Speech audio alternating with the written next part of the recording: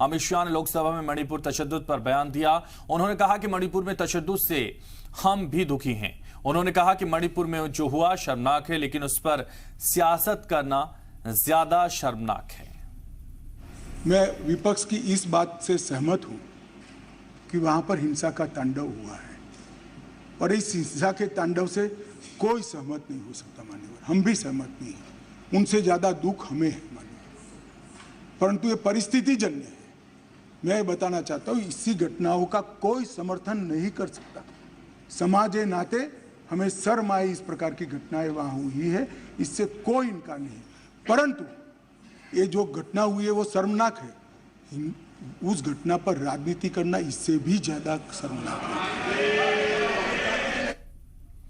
मणिपुर में हुई तशद्दुद का जिक्र करते हुए अमित शाह ने कहा कि मणिपुर हाईकोर्ट के फैसले ने आग में तेल डालने का काम किया।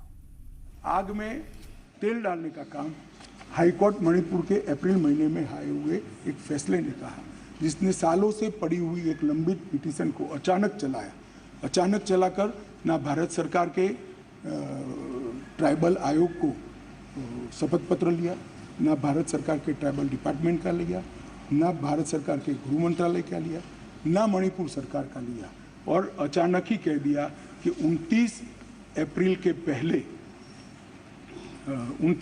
पहले इस मतई जाति को ट्राइबल घोषित कर दी गई। इससे पहाड़ पर बहुत बड़ा अनरेस्ट हुआ, ट्राइबलों में बड़ा अनरेस्ट हुआ कि अब मतई ट्राइबल बन जाएंगे तो हमारी नौकरियों में स्पर्धा का भाव होता है और स्वाभाविक है। एक कोई कानूनी प्रक्रिया के बगैर एक ऑर्डर कर दिया गया, जिसके कारण ऊपर भी, नीचे ऑलरेडी अनरेस्ट चालू था, ऊपर भी अनरेस्ट हुआ और 3 तारीख को एक रैली के अंदर एक क्लैश हो गया।